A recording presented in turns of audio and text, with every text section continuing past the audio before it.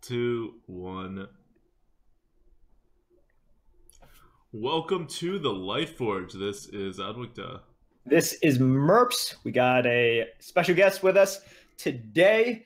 The man who broke my record that stood for like a month, that I didn't think would get broken for a while. Still not bitter. We got Dreads. Welcome back, Dreads. How's it going, Hello, man? everybody. Good to be here. Good to be here. Thanks for coming on. It's an interesting time because when we booked this, I think we didn't have the big announcement yet. Although things are a little bit cloudy or a little bit fuzzy. Our plan originally, or at least my plan, was to be like, all right, let's get Dreads on here. He's pretty good at this game. Let's ask him how he's sort of conquering the meta and everything. And we're still going to talk about that, obviously. That's still going to get talked about. But I think we need to talk about the big announcement. And Adwikta, you want to tell us what that is?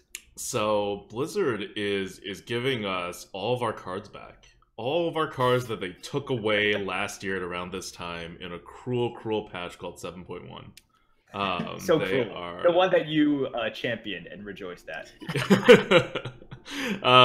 So they took it away, and now it's back. Right before it's fun too, because this is right before the actual rotation happens. So a lot more cards are about to go into Wild in like a month or 2 months, whenever the next expansion comes out. And for a short period of time, actually not that short, it's like 3 weeks or a little over 3 weeks even, we're going to get all the wild cards back. And we're not sure what the details are. Like, we're not sure if cards like Snipe are coming back, or if they're just adding wild but keeping old arena rules, or like just a lot of uncertainty. But the big picture news is Wild is back for 3 weeks, which is not a short amount of time. That is true. Wild Arena is going to be back from February 19th to March 11th. So it's going to span 2 months. No idea what the effect is like this is going to have on the leaderboards. Probably the same as in the Hollow's End event, in which they just sort of shortened the number of requirements in order to, make sure that people don't exhaust themselves trying to get 30 runs in a shortened amount of time. But let's just get initial impressions, I guess. Dreads, what do you think about this announcement? How do you feel about Wild Arena? So I'm pretty excited for it. I mean, I think it's a combination of not really liking this meta all that much, and the fact that, I miss playing with a lot of those cards. I think Wild Arena, like, being a mainstay is pretty much impossible, especially as new players come into the game, and it would be very difficult to do. But for a 3-week event, I'm excited. I mean, the dual class event was a bit of a fiesta. I expect this to be at least the same amount of a fiesta, if not more. And it'll be fun, right? I think as far as the leaderboard goes, and I go for the leaderboard a lot, but I think the best way to enjoy it is to not really worry too much about results, because, what do you play around?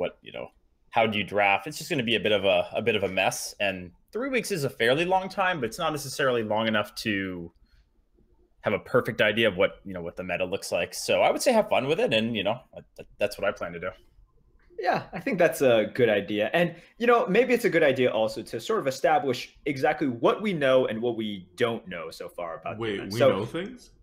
Well, we know very little. But, for example, we know the dates. It's February 19th to March 11th. We know that any run that is currently, drafted and you have games left, those will be retired before the event. So this is just like the Hallow's End event, in which they retired all the decks to make sure that you're not facing those OP standard decks, right?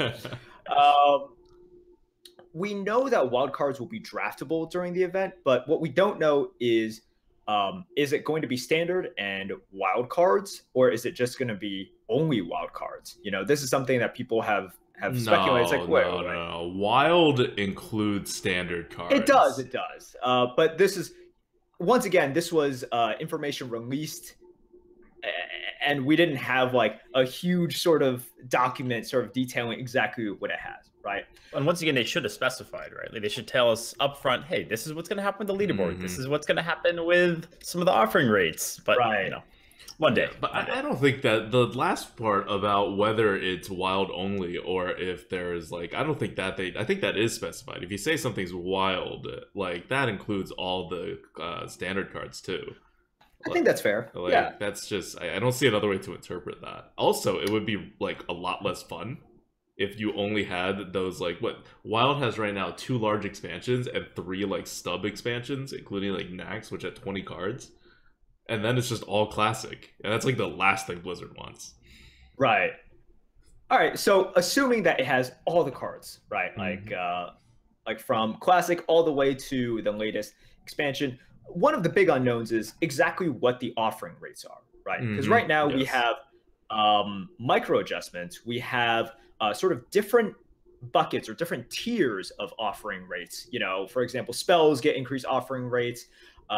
You know, some stuff have decreased offering rates, whether it's specific cards such as Flame Strike or sort of certain categories like vanilla minions, right? Like Chillwind Yetis and everything. So we have different buckets, and those within that there are certain cards that are adjusted up and down based on, you know, Blizzard putting the like putting them down purposefully, like Flame Strike, or just, you know, micro/macro adjusting them.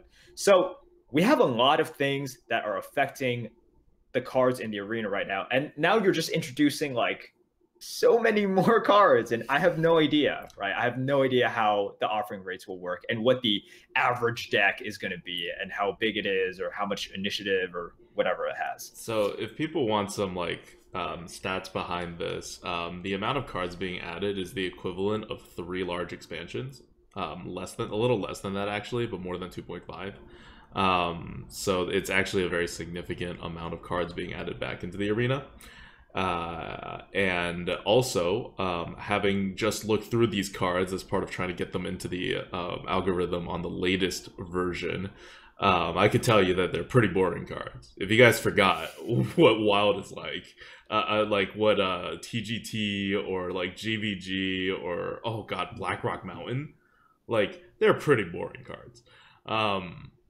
And yeah, the power level of the neutrals, remember, that's a new expansion thing. That's like a Year of the Mammoth thing. So the best neutral card coming in is probably like Zombie Chow or Haunted Creeper or Shredder's got to be up there probably too. Shredder's probably up there. Piloted Shredder. Oh yeah, I didn't look at Piloted Shredder. That's definitely up there too. I looked at a North Sea Kraken, and none of those are going to hit above like where Bone Mare is roughly. So it's not going to break any, like where current Bone Mare is, not like the unnerfed Bone Mare. So it's not going to be like absolute craziness. Really? So Haunted Creeper and Chow, I mean, because they were like really good before. I guess it's just the relative power level of these things. I mean, they're still really good, but I mean, like, Bone Mare is really good. That's true. Bone Mare is still like good. Nerfed like, Bone Mare is still like a 123 on the 133 on the tier list. Like, it's premium. Right. So yeah, we'll see how this works out. It will be very interesting, and it's kind of tough for us to say here is exactly what the meta is, because so much of it depends on what the offering rate is for all of these cards, right?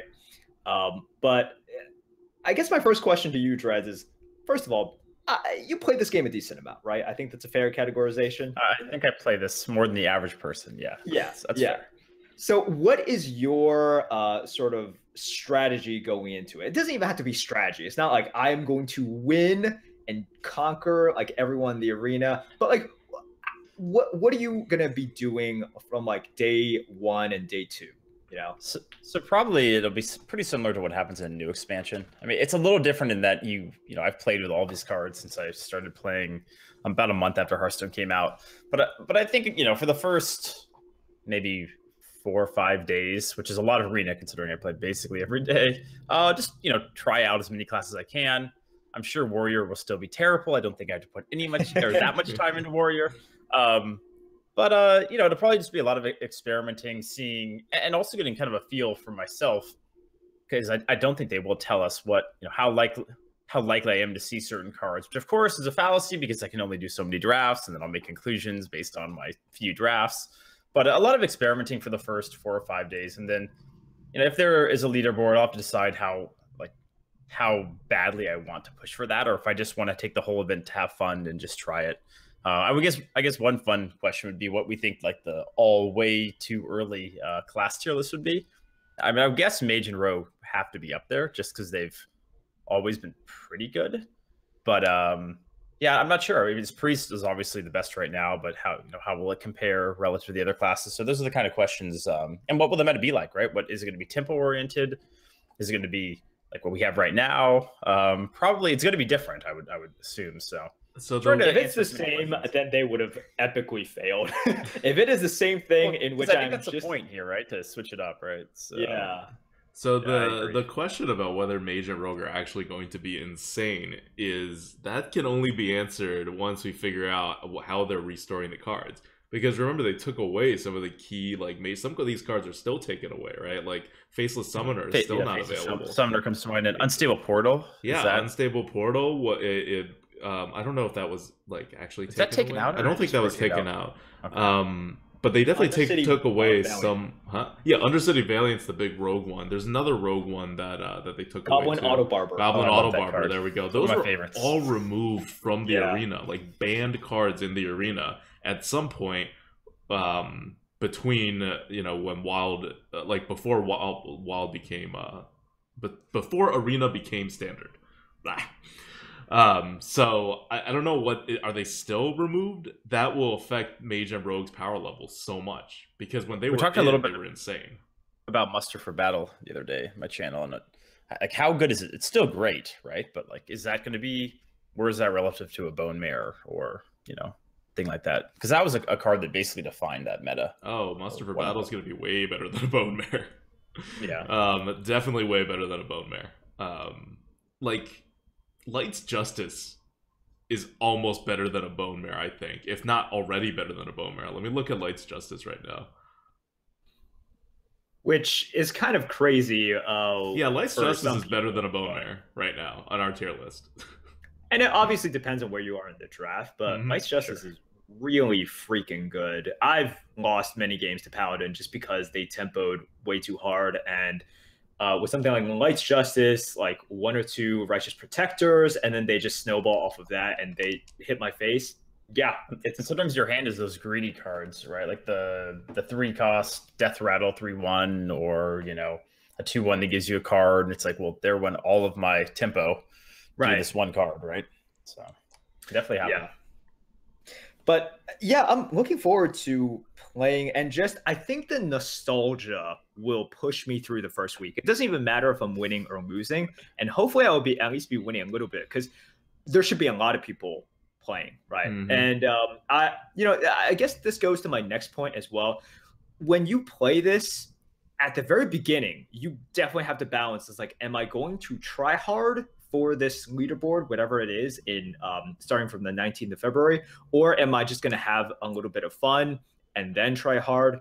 Because the thing is, if you want to try hard immediately, you are going to have an edge because everyone is going to be playing it on the first day, right? I suspect you should be able to reach like 6-0 or 7-0 fairly easily, maybe suffer a loss there, and then afterwards, like maybe the games will get a little bit harder because you're going to be facing people that, a lot of people are going to be flooding into the arena, first of all. And then number 2, you're going to be facing a lot of these people that like don't really remember these cards. And then afterwards, people that definitely aren't thinking about counterplay because they're just like, oh my gosh, I have all of these cards. Some people have never seen these cards before. So they're even worse off than people who can't remember the cards. Right. Some won't know. And then, you're correct in saying there aren't like so many crazy interactions with the old cards. So it won't be like they didn't read something. But I think people will sort of overestimate or underestimate the capability of some of these cards. And for example, like something like a Murloc Knight, right? We haven't seen for a while. And then people are like, this thing can really snowball. Let's not remind us about Murloc Knights. Yeah, I know.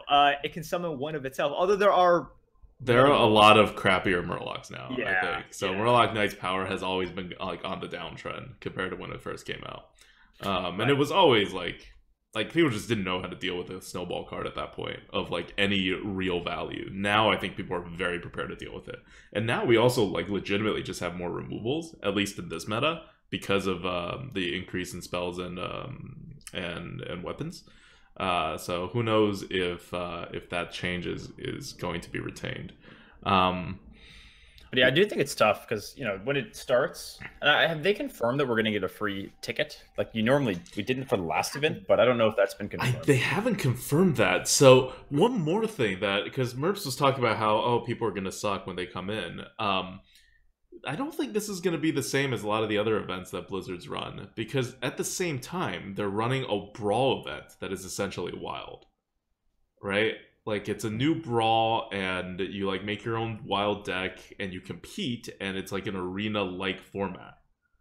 Do you think a lot of the more casual players will do that instead of maybe doing the arena? If there's a free ticket, you'll definitely have an influx on the first day or two, but it might not be like what we saw with dual class arena or other things like that. Yeah, and if you're a person who's more comfortable playing, like, constructed, and especially if you have some of these decks, like, you're an old player, like, you want to use your cards from, like, back in TGT or whatever that you can't use anymore. So I think that Brawl is going to be more popular than Wild Arena. I think Wild Arena is going to be more popular with some of the newer players who don't have those cards and can't make those decks anyway. Yeah, I mean, I guess for me personally, even though you can get an edge, and first off, the leaderboard doesn't really, do much for you anyways these days.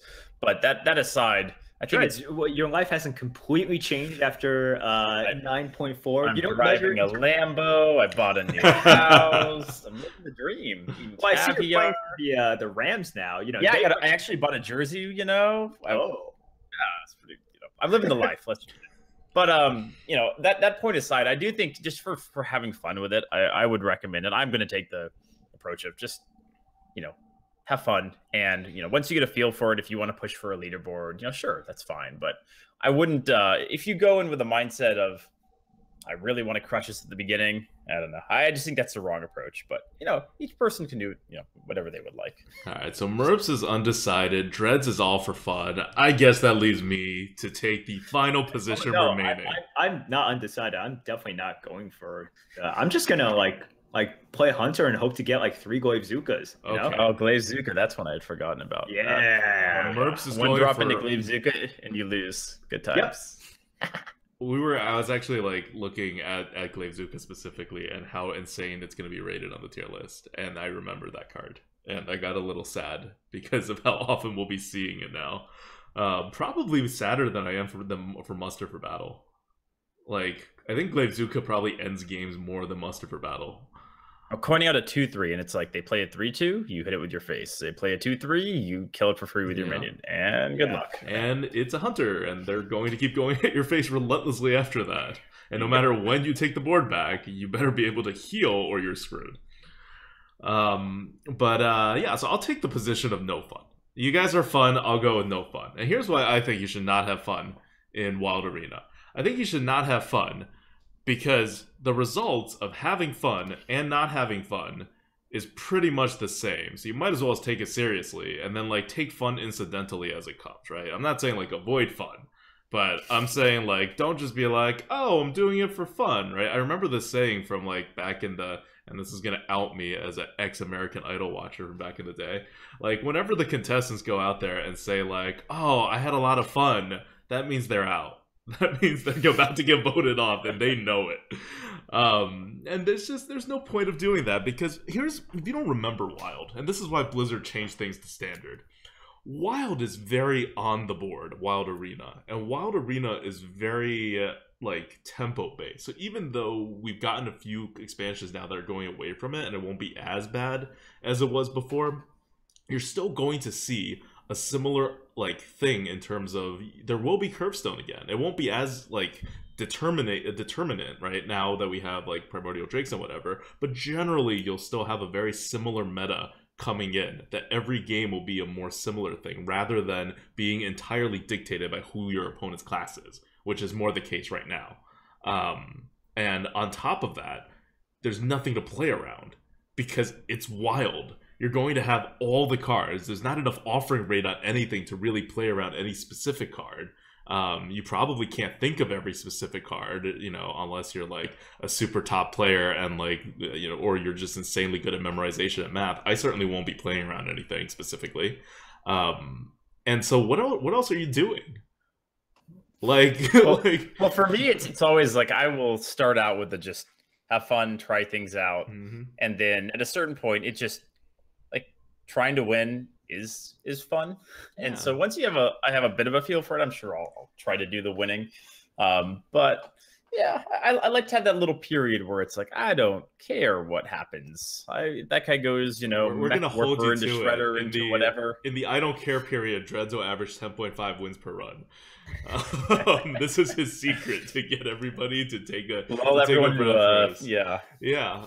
And like you can't even make very like kooky decks in Wild because everyone thinks, oh, Wild, anything can happen. But Blizzard made things into standard specifically because in Wild, when it comes to Arena, it's the exact opposite of anything can happen. It's more like you can't make a mech deck because there's not enough mech synergies. You can't make a Jade deck because there's not enough Jade synergies. You can't make an elemental deck. Like all the synergies that we're putting into the algorithm are like the results are dropping back so poor. Like any card that has any element of a synergy thing that's not a very general synergy or exempt is druids with taunts and hunters and druids with beasts. And warlock with demons, but like those aside, and priest with dragon, but with those few things aside, you're not gonna be able to make any kind of synergy deck. You're gonna have a much lower chance than in the current meta.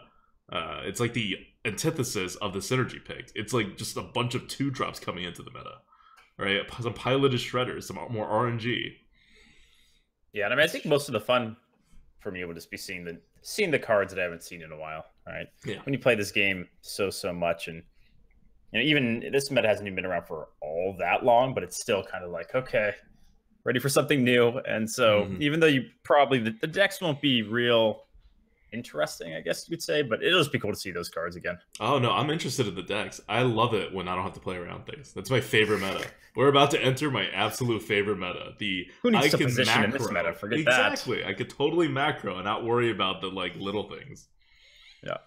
Oh my gosh. All right. So if you are gonna go with that and saying like, all right, I don't care about this fun thing that all the kids are having, I'm gonna try hard. So how would you try to maximize your wins at the beginning? What are you doing? Are you looking out for specific cards, or are you right now sort of crowning a class? Like, put us in your mind, like, and then tell us, how do you win then? Okay, if they're getting rid of the ban list, I think very obviously Mage and Rogue go straight to the top with Paladin.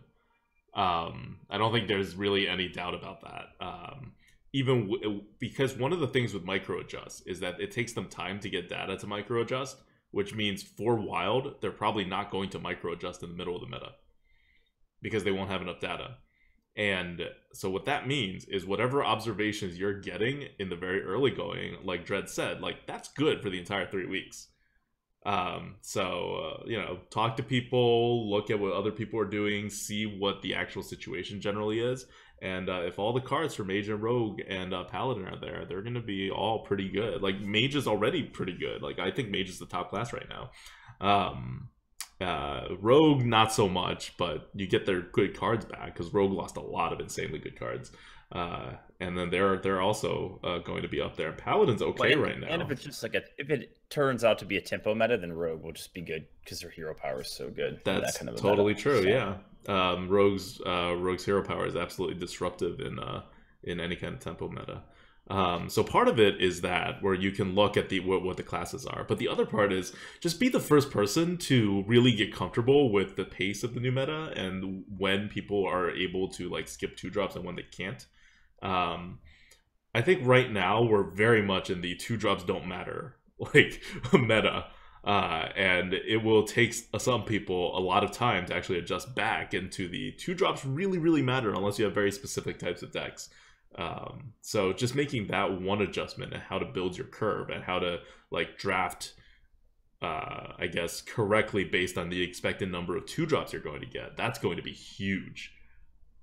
Definitely playing a bunch will, obviously will help you, right? I mean, the more you play, even if you don't try hard at the very beginning, the more you play, the better feel you have for it. You're obviously going to do better. Yeah. Right. I wonder if Blizzard is going to even further boost like the spell rate, because that is something, if they like just test this out, they might just be like, wow, this is kind of boring compared to what players had before. I would call it like more fair, but they might think it's like, oh wait, people are used to playing all these spells, people are used to these crazy swings either way, the power level of these cards, and in Wild, yeah, like people look at Wild constructed decks, and there are so many possibilities there. But yeah, in Wild Arena, you're just gonna get a lot of these like really like Lost Tall Strider, right? No, Like, I think that's because they have almost the same amount of spell cards per expansion as current expansions. The expansion without a lot of spells is Classic, so we're actually going to see more spells, not less, in Wild, if they keep the same spell bonus without increasing it or decreasing it. yeah. I mean, my fear is if they do increase it because they think that it ends up being a better product. So if they like look at it, or I whatever, see. Yeah, because they want this to be fun. And I think, the first thought is like, okay, well, let's look at these cards. These cards aren't like, they're definitely lower in power level, especially the bigger cards, right? And this is one thing that Blizzard has sort of shifted the other way. Like initially when they were making expansions, they're like, okay, if a card is big, its bigness is some value. And if a card is small, we need to like give it a little bit of a boost, right? Because its smallness is a problem in the card. That's why you had stuff like Abusive Sergeant, unnerfed Abusive Sergeant. This is why we had Zombie Chow, right? And Haunted Creeper. And then they realized like, wait, we're giving like almost an extra mana sometimes to a 1-drop and essentially boosting it like 100% over what they should get. And yet like that's just too much. Like so they shifted away from that. But like it'll be interesting when they sort of mix these together now, because the philosophy of the game has definitely changed, right? And ever since we've moved to standard, we've had big cards need to do something extra. See Unnerved Bone Mare, or see like North Sea Kraken, right? That was when one of the cards in which they realized like, oh man, if we make a 9-drop, it better be a freaking good 9-drop here. Oh, and even the Worm, that premium big drop, it doesn't do something when it hits the board, but it's so hard to remove, right? It's like you got to have a poly or a sap or something because of the death rattle, right? It's like good luck getting rid of that thing. So yeah. They've made really strong late drops. Right. And Adam, we were talking about like Force Tank Max, right? Or Force Tank Max is going to be a 100. We've already rated that. A 100, which is a completely average random card, and it's going to be below average for your deck. Right. And that was like a 7/7 with Divine Shield for 8. Is that right? Yeah. Okay.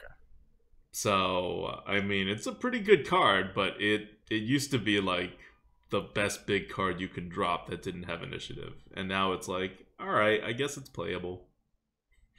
Yeah, that's kind of where we're at here. So anyways, it will be curious to see how they implement this, because if it does end up being somewhat frustrating, like 3 weeks can be, like, it's a pretty short time period, but it can be really long if the product is just boring, right? And this is something that we didn't have with Hallow's End. When you mixed and matched characters and their hero powers, that was ridiculous. Like so many combos, so much potential there, and just like the power levels were just insane. So that was always going to be just, to use your words, Dreads, a clown fiesta. I know how much you like that phrase.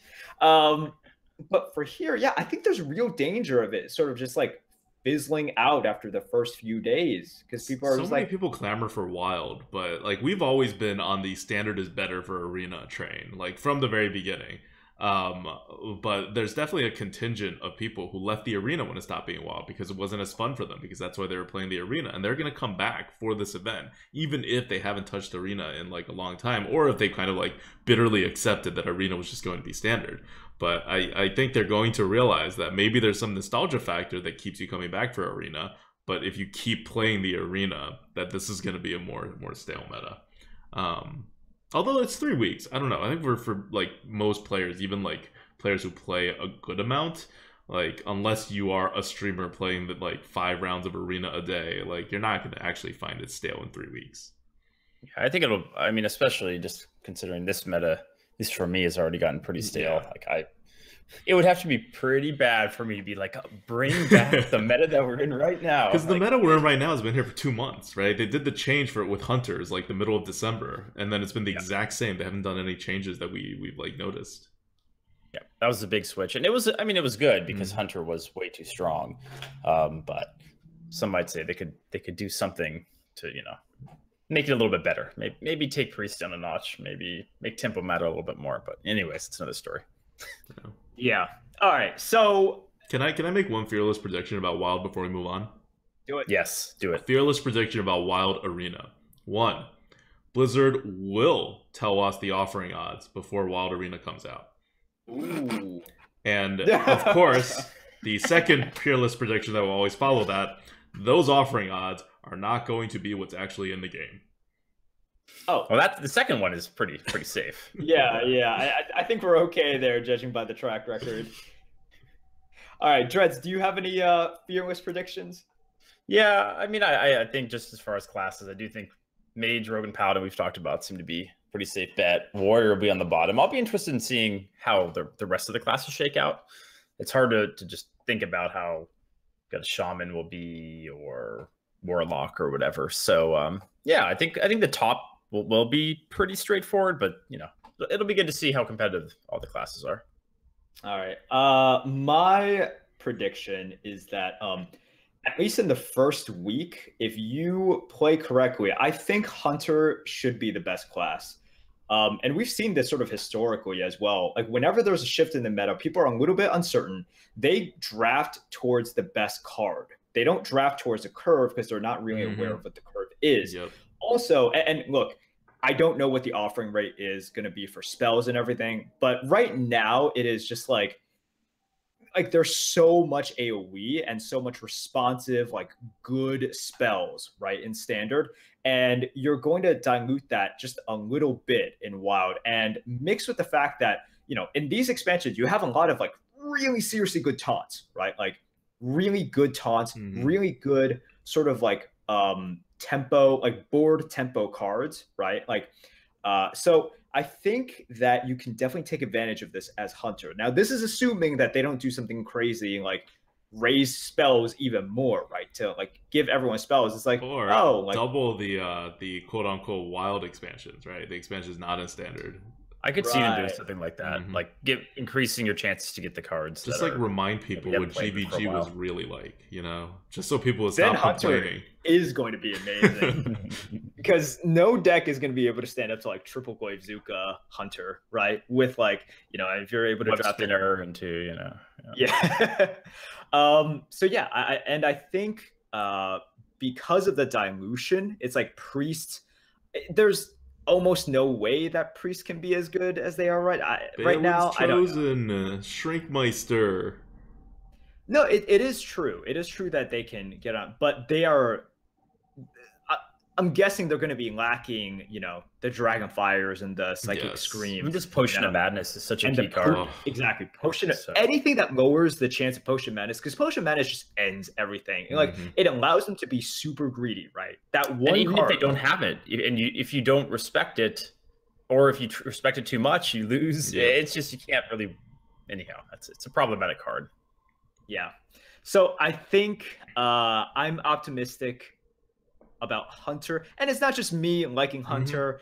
And I think we've seen whenever there is a dramatic shift in metas, like people tend to just sort of draft without any plan, right? And when you draft without any plan and then you just take like the stuff that you're offered, you're very vulnerable to Hunter because you need a cohesive deck in order to beat Hunter decks. Like honestly, when was the last time in a transition meta Hunter wasn't one of the top classes? Like you have to go back to like Nax or something like ridiculous like that. Like Hunter's always been a top class for the month of the transition. And I know I will be taking cards that I enjoy, that I haven't played with in a while at the start, right? Like just because I want to play with them, you know, because I don't know how likely it will be for me to get them again later on. So I'll take cards that might not be the best pick just because I don't want to play with stuff from this expansion that I've played, you know, hundreds of times. So yeah, I'm sure I'll be vulnerable. You can get a jeweled macaw and a web spinner in the same deck. Yeah, that's true. All right, so unfortunately, you know, I'd love to dive more into watering, but like I guess we just have to wait, right? We have to wait for them to release more info, or just like wait until the 19th and they just like throw it at us and we see where it goes. But for now, because we're recording this February 9th, there are still 10 more days, or I guess 9 more days of the current meta. So if you're listening to this podcast, I'm assuming you are going to play right now. And I guess this is why we have Dreads on as well. Like you could tell the enthusiasm dying from my voice. I'm like, let's talk about the current meta. So Dreads. And it's not just the current meta. It's also the meta that's going to still be here, more or less, when these 3 weeks are gone. We don't need to look far, like that far ahead. Because we still have like a month until the expansion after that. No. Don't listen to Adwork. He's the guy in which it's like I'm telling him about like my Cancun vacation. I'm like, oh man, it's gonna be so much fun. I'm gonna be there for a week. I'm gonna be like drinking pina coladas and then the beach. He's like, Merps, remember, you go back to work on the day after. Just remember and your that. Whole life will be the same. Yeah, exactly. It's like a slave to the man. Good job. It's like, dude, why are you telling me this? Just let me enjoy what we have and what is coming up, right? Hope. So anyways, Dreads, what are your thoughts on the meta currently? Yeah, so this is a question that I get asked quite a bit because I complain more than I normally do. I mean, even back in the days, because even back in the days of synergy picks, a lot of the community was pretty much up in arms, I would say, about it. And I was like, oh, you know, it's sometimes, you know, the way they're implementing it isn't the best, but I'm having a little bit of fun trying to go for these decks. Wow, so you were giving synergy picks the benefit of the doubt. Yeah, and I mean, it was just kind of one of those things where I don't like to immediately jump on the bandwagon of hate for something until I really thoroughly try it. But this meta, it's just not really fun. And there's a lot of reasons for it. And don't get me wrong, I always say, I still enjoy streaming, and there still can be fun games. But the meta itself, and there's a few things. So one is the way that you win and lose feels pretty bad. So when I lose, it's very rare that I think, okay, there's something I could have done different in this game to win. Like I could have held back this one card. I could have played around this one other thing. Oftentimes in games, you get to a certain point where you just kind of know it's whether you've won or they've won. You look at how many cards they have and you're like, I can't, my last chance here is to go all in. If they have Scream or Dragonfire, I lose. And oftentimes they have it and then it's over, right? So, and even when I win, it's not really like I feel, yeah, there are exceptions, but in general, I rarely feel like I played necessarily better than the other person. It's just I had a better deck. Maybe I drafted better, but it's not real rewarding. And there's just I think also there's a bit too many swing cards right now. I think Warlock, Mage, and Priest probably do it the best, but like there are Defile, Twisting Nether, Doom for Warlock, Priest. We talk about Scream and Dragonfire. Mage, the number of AoEs that are going around right now, meteors are everywhere. It's just it feels very punishing. And when oftentimes when I do lose, it's because I'm like, okay, I think I can make a tempo play here. And okay, yeah, I'll go 2 into 3. I'll use my coin, aggressively here, and then that's how you lose because you're like, oh, I actually tried to fight for the board here early, and now I lost my resources. Yeah, why would you ever try to do that? So I think it's, and also it's one of those things where I do play a lot of Priest right now, Priest and Mage, which I think are, for me at least, they're the two best, and I think they're the most fun too. In my mind, and I think that's not always the case. Like I do like to win.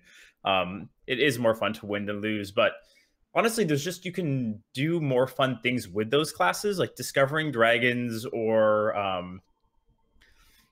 Firelance Portal can be a fun card. It's just, it's like, it feels better to win playing the good classes than to lose trying to make a class that isn't as strong work. Like I've tried to. Hunter feels pretty bad right now. I know Shady Bunny is all about the shaman. Yes, I'm on board with that. Shaman's been great for me. And somehow the priests hide from me, and then I'm like, I don't get enough removal or something, and I'm dead by going 4 and 3, and then wait, next time shaman's offered, you're drafting a shaman and you don't get enough removals. I know, I've seen Shady's drafts, and I've had a couple of them that have been pretty good, but then I have all the removal, and then I run into everything that I don't want to see, and I'm sure I'm doing it wrong. I'm sure shaman can be better than what I'm.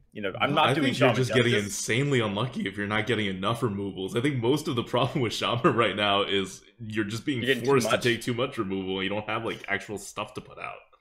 Yeah. I have to play around with it more, but I don't know. For me, it's just, if you're playing the best classes, it can be a decent time, but it feels pretty bad. Like even Rogue, I think Rogue's pretty good right now, but if you run into those the crazy priest or crazy mage decks, you don't really stand much of a chance. Yeah. So I feel like it's a priest dominated meta is probably not the best thing for the game. I think a lot of it comes down to that.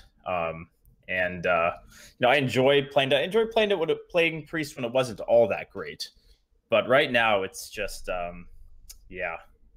it doesn't feel good, and that's a hard thing to explain. Even some of the cards like Scream, it just feels really bad to lose to Scream. You're like, how could I play around this? And you can play around Scream if you have a ton of value, but that's because you have a deck that can beat Scream. Oftentimes you can't, and they have it, and you're like, well, on to the next one.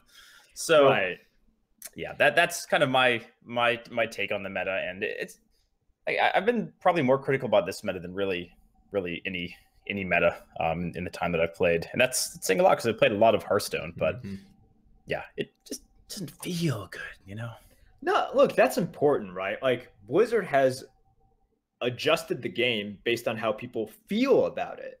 Definitely, like for example, with the Vicious Fledgling nerf, right? Yeah, you can definitely make an argument. Is it a good card? Yes, it is quite a good card. But if you just look at win rates when drawn and like all of these factors, it's like it's nowhere near any of the top cards. Or something like a Flame Strike that's still nerfed. It's like, well, it's like Dragonfire Potion is better than a Flame Strike. And there's certainly more oppressive classes with more AoE options, but it's just they do want people to feel good, or at least not feel bad during the game, right? And I have heard this sort of quite often. I guess my question is sort of, do you think this is just something in which like, let's take our lumps because this is something that will just last for this expansion? And do you think it's something that can be like just resolved with a good quote unquote expansion, or does something more fundamental have to change? I think it's probably something we just have to kind of deal with for now. I mean, Priest I can't remember if Priest was ever this strong. It's been good in the past, but it's pretty rough to play against right now.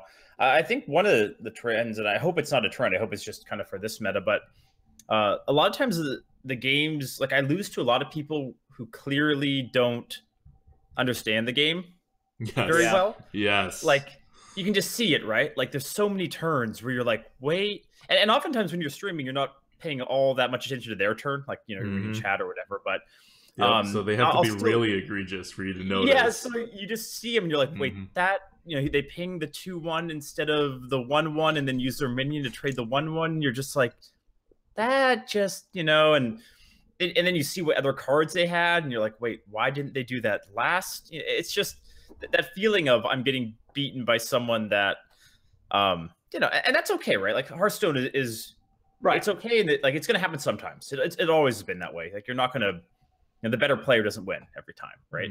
But at the same time, the percentage of the time where when I'm losing and I'm like, does this guy, does he really know what he's doing, is pretty high these days. So I hope that that's not a trend. I mean, I want people to have a chance to do well, if they're not the best player, but just it feels bad for me, and maybe that's being a dirty elitist, but it happens quite often these days.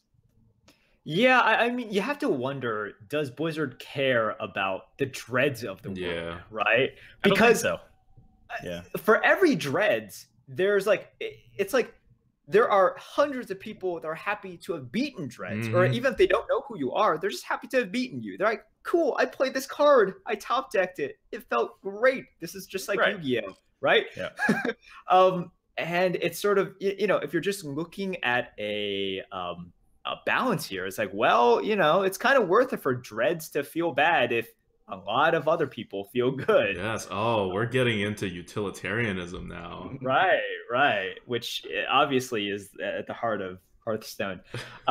Yeah, but, I mean, I understand that. I don't want to come off as a jerk when I say these things, because I just kind of laugh about it these days. It's like it happens so often. Yeah. If you get mad, then you're just like, there's no point. Right? Definitely numb to it by now in this meta. Right. So I try to just laugh about it, and I point out why they did what they did, or not why they did, because I don't know why they did what they did, but pointing out what they should have done. Just for learning purposes. But it's you got to have the right mindset about it. And once you accept that it's going to happen, it feels a little less bad. But I'm not the target probably. Blizzard doesn't make a whole lot of money off of the infinite arena players, right? Right. But I obviously played a little bit of devil's advocate before. I think what you say is important, just because I think every game needs something to strive for, right? It needs an end game. It needs people that say, I want to be the next Dreads. And it's kind of a problem if, number one, they hear that Dreads is having a bad time, and number two, it's sort of like, well, wait, the reason Dreads is having a bad time is because he believes his elite skill doesn't matter as much. Like, that's concerning, right? If it's just because Dreads is like, oh, I don't like Priest, then that's like fine because other people like it. But if Dreads show me this masochistic fool who enjoys facing Priest in this meta. I don't know. I mean, I don't care how casual you are. Nobody enjoys facing Priest. Chat will always give me shit because it's like I'm losing to. I pick Priest a lot because it wins, and I have fun playing it. And then I'm like, this is stupid. I'm complaining about it, and it's like, hey, I can still complain about it and pick it, right? Like, it's not my fault that Blizzard made it like this. They did this, and so I am playing it, but I can still not like the state it's the current state it's in. So right. So anyways, I am hopeful that this will be changed with the next expansion. And it's sort of like, you blink and it's right here, because we do have this nice wild event to just let us sort of forget about our troubles and play. But Dreads, how are you doing in this current meta? Sort of, I don't need you to have a spreadsheet here, but I'm guessing you're doing relatively well. Yeah, I mean, I made the leaderboard last month. People are talking about, I guess it came out. I probably made it that month, but I haven't been tracking my stats quite as closely, because actually for me, like, if I go really gung ho for it these days, I have a little bit of a less good time, because it's the way you lose and you're like, I couldn't have changed that, and then it's like, oh, you see your average or whatever going down, and then it feels bad, right? Because you're like. And also, I've been a little bit of a victim of, because I feel like my plays don't matter quite as much, I'll not be as focused. So it's like, well, and that's more on me, right? Like, that's on me. You still have to be focused. But it's like, oh, just doing things fast, and because you just assume it's not going to matter anyways or whatever. But yeah, I still average over 7. I think my average this month through 20 or 7.4, 7.5, somewhere in that range. So, I'm still doing well, not 9.4 good, but, I still have pretty good results. And I find myself also playing on, like, I tend to go for the leaderboard on one server, and then I'll go over to another one just to have fun and play some of the bad classes and whatever. And having that balance helps a little bit with the mindset of it. But, I do well with the good classes. I don't know, like, if I look at my average with Shaman, I know it's not good, but with I'm not sure how I do it with Hunter or some of the middle of the pack classes, just because if I'm going to go for the leaderboard, I play the good ones, and so that's just kind of gotcha. And you've identified the good ones as Priest and Mage, right? Warlock is good Warlock. Too. And we're about to do an Arena Coup Warlock after this, so let's get some Warlock tips from Dreads while we have them talking about the current meta. Warlock is probably like if you ask for Priest or Mage tips, I've played a shit ton of that. But Warlock, I had actually a draft the other day where I was like, oh yeah, it's like a zoo style because it just kind of forced my hand that way. I was like, okay, I'll embrace it, and then it was like wiped out by AoE. I was about to say that could not have ended well. Once you said zoo, I was like, 4 or 5 wins, and it was. I honestly think the deck, if it was a slightly different meta, could have gone 12 because it had a lot of removal. It had a lot of strong early curve, but it was like, and there goes my board, and there goes my board.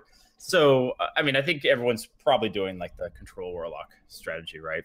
For most drafts, you still want to have some early drops, but if you're trying to hit turn 1, turn 2, turn 3. You're going to have a bad time.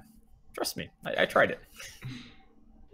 Nice. All right. So first of all, I have heard that I didn't hear this directly from Shady. I heard this from people that watch Shady. So this is like really out there. But that apparently the way to win with Warlock is to make sure you have enough of these like mid-sized minions, right? You can't have all big minions because you're a Warlock and you just die, but you do want enough of these mid-sized minions so that you don't get wiped out just by like all AoEs, right? And if they Psychic Scream you, they Psychic Scream you, but you're going to prevent the one like, Potion Madness, Volcanic Potion, sort of like Dusk Breaker. You're going to prevent sort of these cards from just ending your game right there.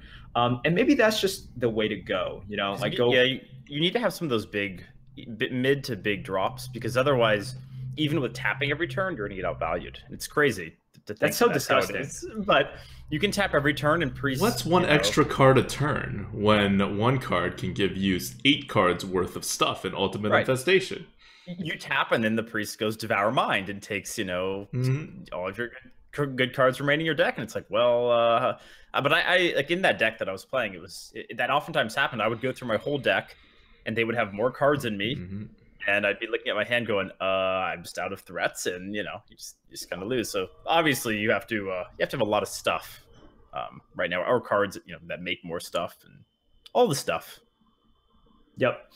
So Dreads, for people that are really wanting to try hard, like the last 9 or 10 days, obviously, look, they should pick Priest, they should pick Warlock, they should pick Mage. What should they do after they've selected the class? Like, what like other tips do you have? That's probably a little bit more specific. So, I mean, for me, I do, for the most part with those classes, it's a lot about value. I do think people have adjusted a little bit. So you have to be like, I took a 2/3 over the Sunfury Protector over a Cabal Courier because I already had one and I had like a Devour Mind in my deck or something. And I think it worked out okay. Like I'm still not sure if it was correct, but I do think you want to have some of those cards because people have tried to adjust and play a little bit faster. So if you just go all value, you can get blown out. And obviously, if you're going for the leaderboard, an 0-3, 1-3 really hurts your chances. But for the most part, draft for value and be careful with how much you commit to the board, because if you can't beat it, right? So like I still take the strategy, and it's what you just should do in Arena. If you can't beat a card, then don't play around it, because then you'll lose anyways, right? So if you're able to play around, if you have a deck that can play around Scream and Dragonfire and Meteor and all those things, and go for it. But otherwise, you sometimes just have to take the risk. And Potion of Madness is a real good example of that. I mean, I lately have just kind of gone with they don't have it, and because if you play around it, you lose out on so much tempo in the early game. And if they have it, you probably lose. But hey, that you might have lost anyways. So it's be careful with how much you commit to the board, draft for value, and I think play good classes, and maybe watch Shady Bunny play Shaman, because don't watch me play Shaman. If you want to learn to do well with that class, don't tune in for my stream for that part. Yeah, I don't know how he does it, man. I suck with Shaman as well. But whenever you mention Potion Madness, I always get angry because, like, in the past 2 expansions, they've introduced 3 poisonous minions that have 2 or less attack. I'm just like, come on, you guys know what you're doing. Like, well, it's brutal. I mean, they made that 5-drop in this meta too, right? The 1/5 taunt, which is a good card, except for the fact that, you know, it just can destroy you against priests. Like Cabal Shadow Priest right now is just so bonkers. Like I would take that over almost any card these days because there's just so many good hits. And so, yeah, it's like the meta is good for priests, and they made a bunch of these cards that are easy for priests to steal and use against you, and our priest overlords. Yep.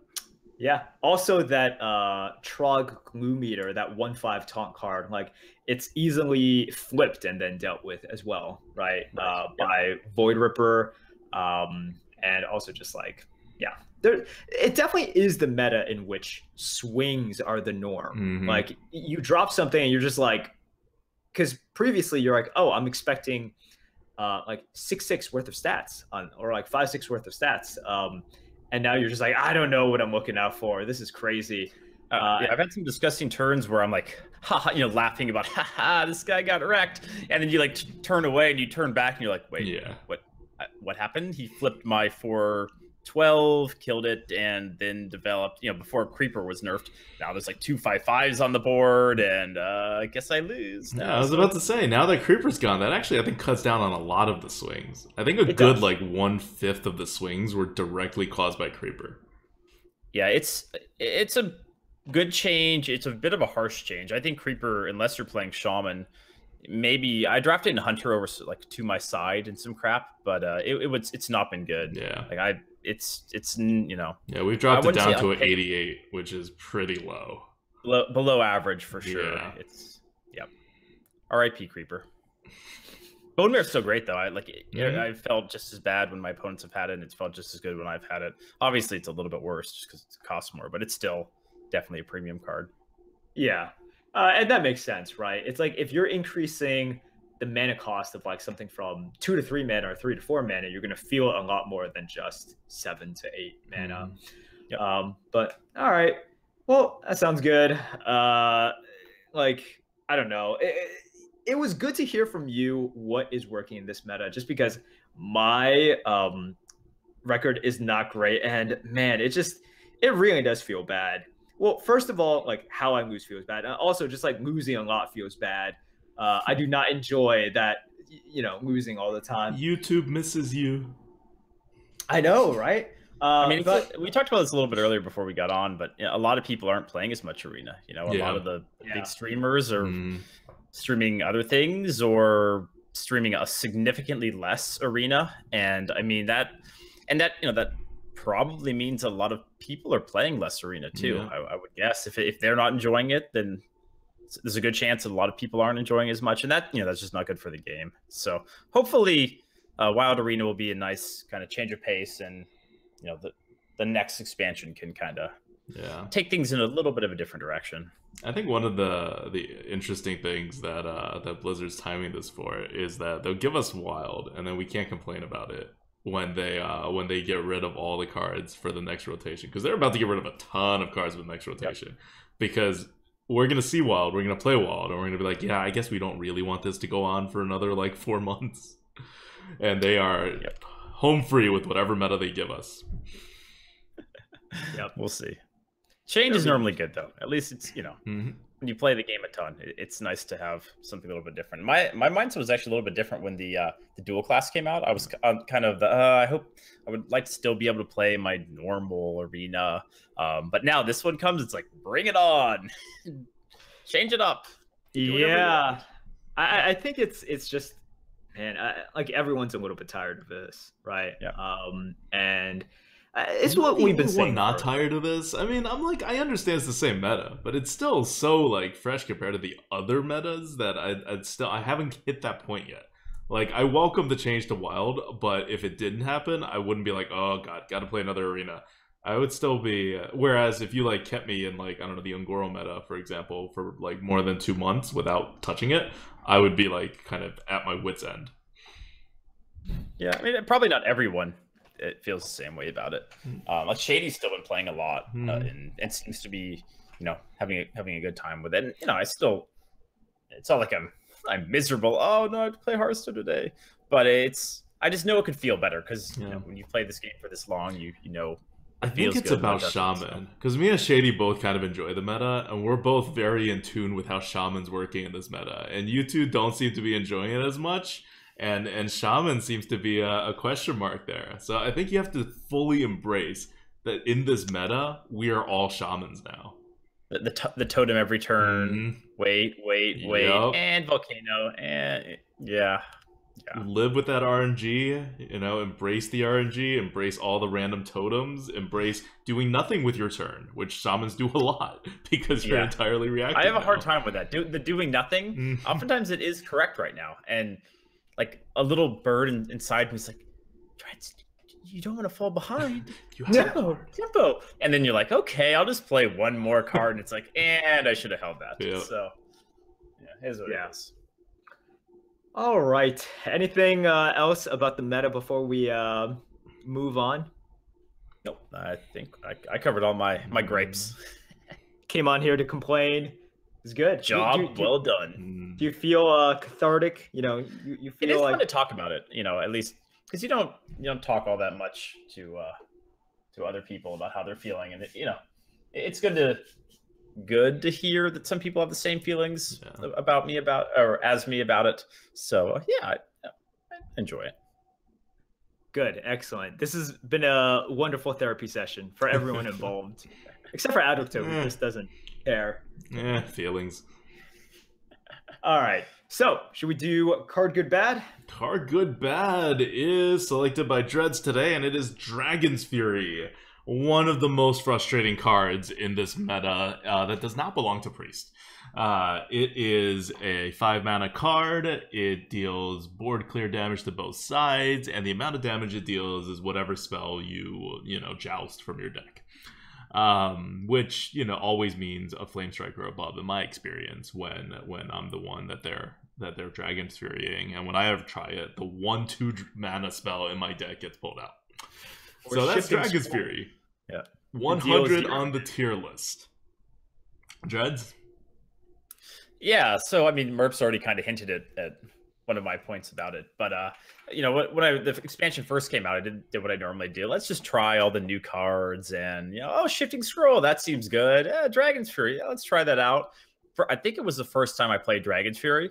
Oh gosh, what am I gonna get? And it's like, and 0. You're like, okay, I'm not gonna draft those together ever again. Basically, it doesn't have to be that much of a rule. But honestly, like after that one time it happened, I think Dragon's Fury is one of those cards where you do need to think about how badly you need that cheap spell, especially if you have like 2 of them. Things like Forbidden Flame too, same idea. It's like it's a good card, but if you have Dragon's Fury, is it worth the risk? And for Shifting Scroll, I would say most of the time no. It's like, do you want to pull a 0? Because even though it's a value control oriented meta, if you hit for 0 when you need that, you're probably going to lose. And I've had a lot of opponents hit for 0, like a surprising number of them. And so I think it is a very never happened to me a single time. How do I get this skill to have my opponents hit for 0 some of the time? I mean, I think it can be a really good card. I went 12-0 with a shaman, or not shaman, yeah, right. I went 12-0 with a mage deck that had 1 or 2 of these, and it was just gross. It had Spiteful Summoner with a bunch of Firelands, and it was just nasty. And in that deck, it was, I think my cheapest spell was 4, was a Fireball.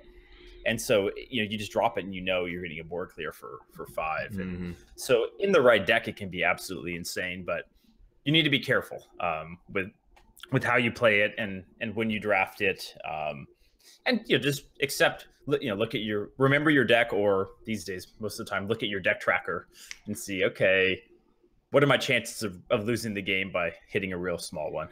But I think it's an interesting card. I don't hate it as much as I do like Psychic Scream, but it can be a frustrating way to lose either way.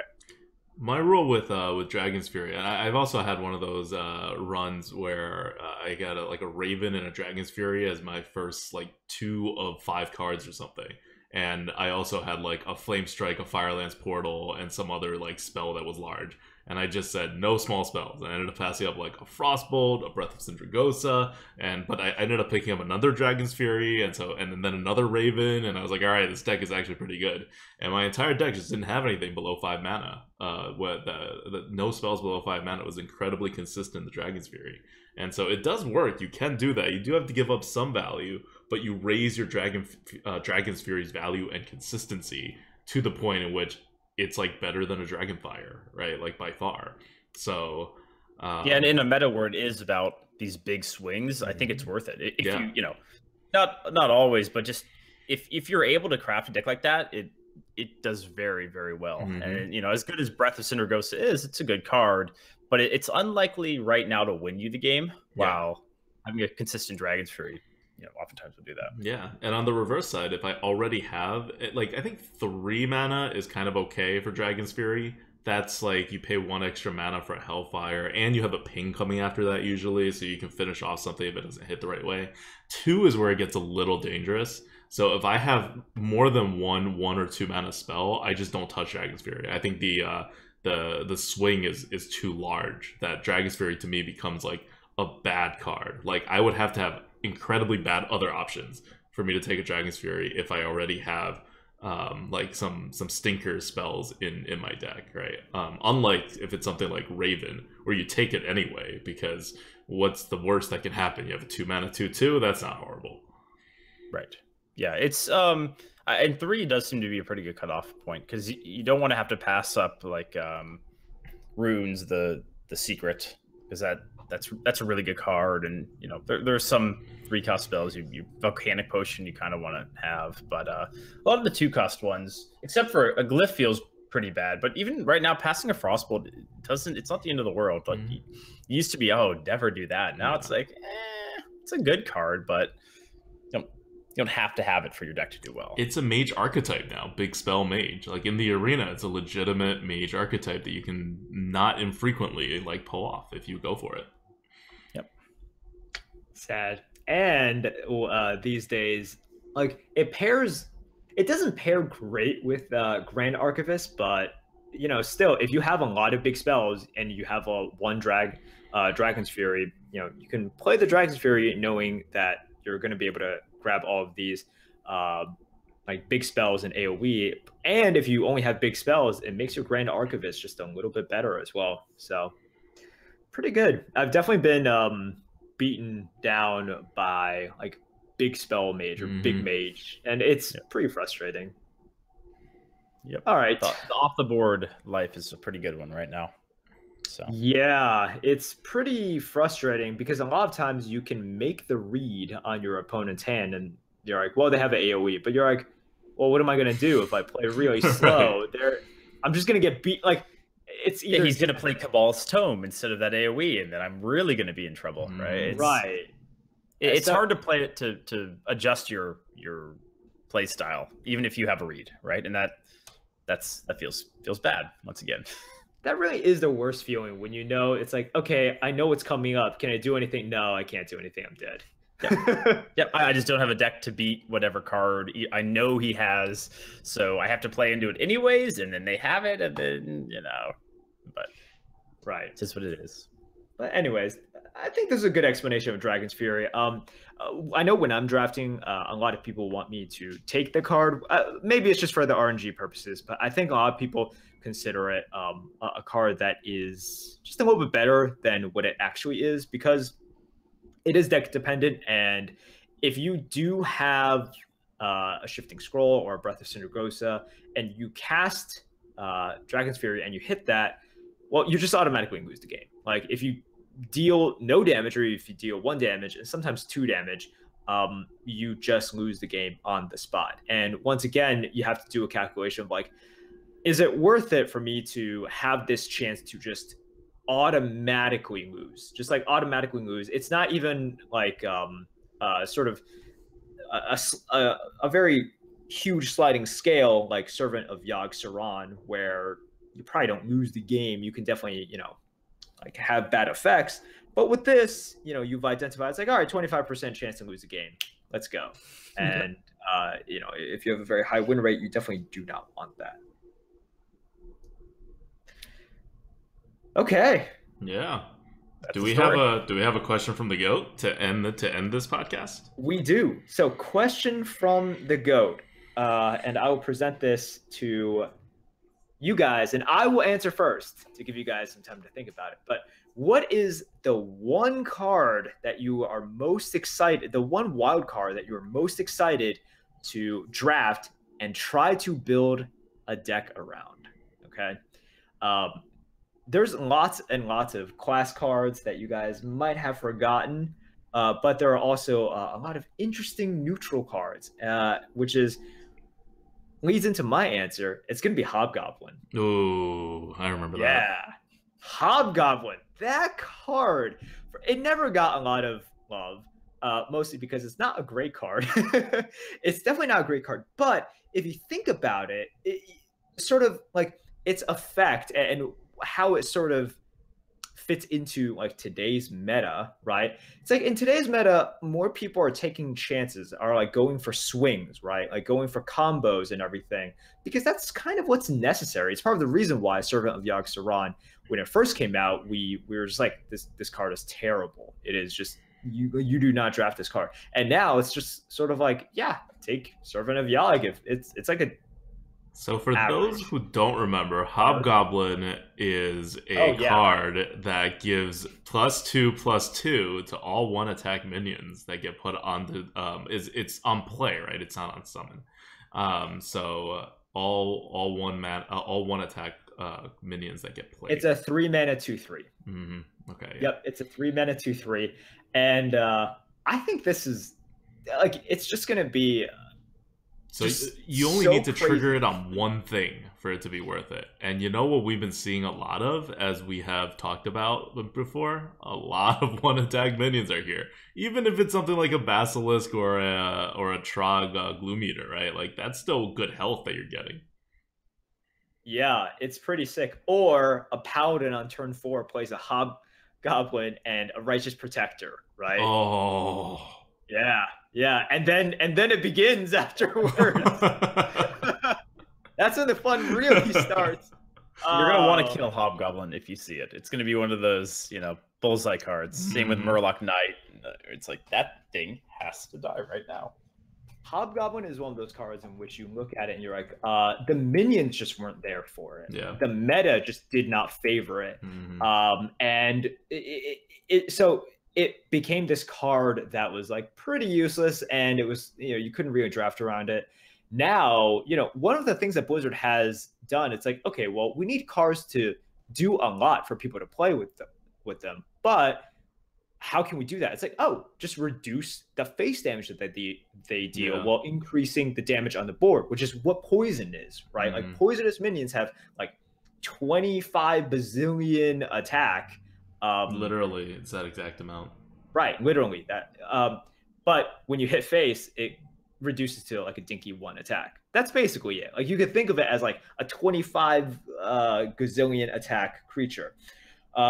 So they've been favoring this like a lot more, like this poison keyword. And previously we had like Emperor Cobra, right? We had Emperor Cobra, and that was basically it. And now, we're like, Hobgoblin can buff up Snail, it can buff up all these things. And also there's just a lot of 1/1s out there now, right? Lots of like really just annoying 1/1s that are generated, or you can have like 1/1 minions now that either draw you a card or like Twilight Summoner, right? Like now after a Hobgoblin, it becomes a 3/3 that spawns a 5/5. That's pretty good. See, so that is one of the examples of a rare synergy card that will actually get used, as opposed to the rest of the synergy cards that will get way less used. Yep. So anyways, that's the one I'm looking forward to the most on my side, because if it goes on the other side, it's oh my gosh. Anyways, what about you guys? So I do favor tempo, so I have to go over to Rogue, and if it is around, it's got to be Goblin Auto Barber for me, because I love the idea of should I dagger here? Should I play a 2-drop? Like, is it better to have this weapon ready? And then, if you have a Bloodsow Raid or 2, then it gets really interesting. So I like that dynamic. And having those early decisions really matter. You make a right decision, think about it in the early game, and that can lead to a win. I enjoy doing that. If that card's not around, honorable mention to Tomb Pillager. That card, the 5/4 4-drop, give yourself a coin. Another tempo card. Like, it's solid stats, just get a coin, and combo cards are great in Rogue. So it just works well with the whole Rogue strategy. So I would like a return to tempo, maybe a little bit. Doesn't have to be full tempo, just more than than what we have now. So yeah, we'll see if Goblin Auto Arbor is a thing. Okay, that makes sense. My pick is going to be Mech Warper, and actually getting a trigger to trigger, because you're going to pick Mech Warpers when they come, because it's a 2-drop with an ability, and those are pretty valuable when it comes to a more tempo-based meta. It's not a great card, but you're going to end up taking it. And then in one of these drafts, in one of these runs I play, I will also just happen to take enough mechs that card will actually do stuff on a semi-frequent basis, and I will relive the glory days of every single deck in GVG. Yeah, and what's going to happen to you too, right? Like, if you play enough Arena, someone is going to live the mech dream, and you're going to be sitting there going, "Oh God, how?" There are a total of 20 mechs out of 1,500 cards right now. Yeah, what new mechs have they printed? Nothing. The 1/2 that eats one attack minions. Oh yeah, that's true. Scorpio-matic's a mech. That's actually a mech. Oh, a meat wagon. Oh yes, totally. That's where we're at. Yeah. What do you call it? Is the 0 mana Divine Shield O2 Taunt? That's a mech, right? Target dummy. I'm excited for Blingtron. Blingtron too. Like, it'll be unlikely you draft it, but Blingtron and Divine Cleaver. Remember gives you equip a random weapon. Yeah, using Blingtron as weapon removal. That's gonna be more important now.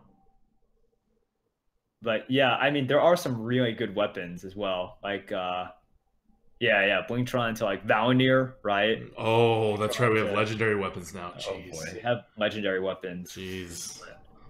It's okay. They'll get the Warlock one, and it'll be okay. No, they'll get the Warlock one, but they'll have demons.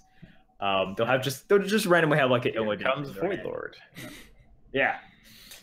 All right. So I think this sort of sets out a lot of the crazy potential decks and plays that we'll be seeing. We're definitely going to be seeing Hobgoblin. That card is actually decent. Yeah. That card is actually decent. You are going to draft a few minions with 1 attack and have fun. You just need it to buff one thing, and it's totally worth it. Yep.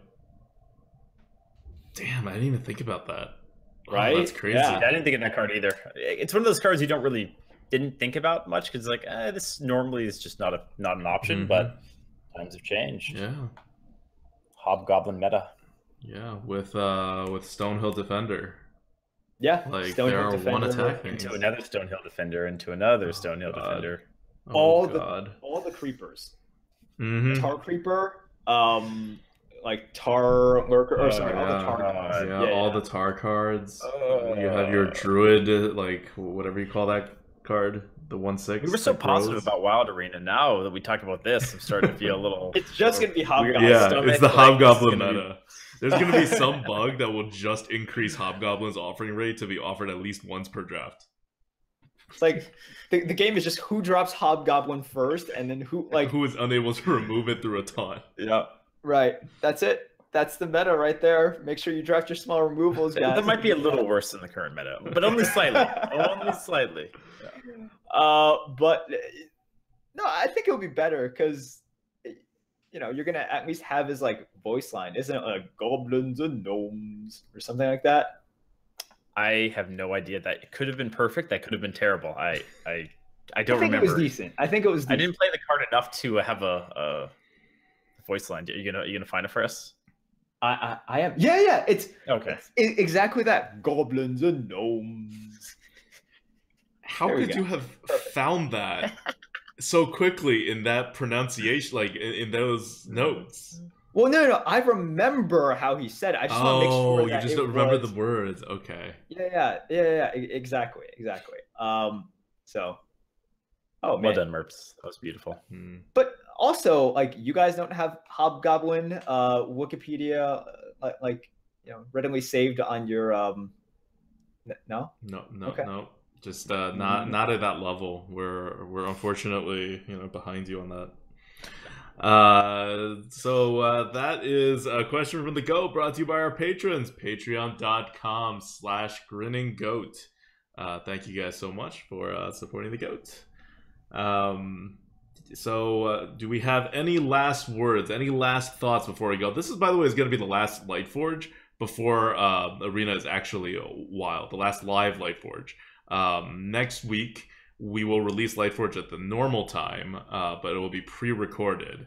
At least most of it will be pre-recorded. We may do something fancy and let Merps interject some stuff while I'm on vacation, because I'll be spending 2 weeks in Mongolia, which means that I will be with my grandparents and not have internet access except through like the 1G on my phone that I get for free or whatever. Yeah. Any last thoughts on this podcast, Dreads? Just have fun, have the right mindset about Wild Arena, and hopefully it will be at least nostalgic for a lot of us that played the game for all of these years. So have fun or try hard. However you want to enjoy the game, just go for it. Giving him too many choices, man. Choices overwhelm people. But Dreads, thank you so much for coming on today. If people want to see more of you and learn from you, where should they find you? Yeah, so I stream on Twitch. I used to have 3 S's. Now we only have 1 S. So it's twitch.tv/dreads. And I normally start a bit later than these two fine gentlemen and go a bit later on nights. So yeah, that's where you can find me. I have Twitter and all that good stuff too, if you use that. So Yep. Thank you for having me on. It was fun again, a good therapy session for all involved. So thank you again for having me on. All right. Sounds good. All right. Well, until next week / we are recording this tomorrow morning. This is Adukta. This is Merps. Bye, guys. Bye-bye. Stop. Do we hit stop? Yes, we hit stop. I see.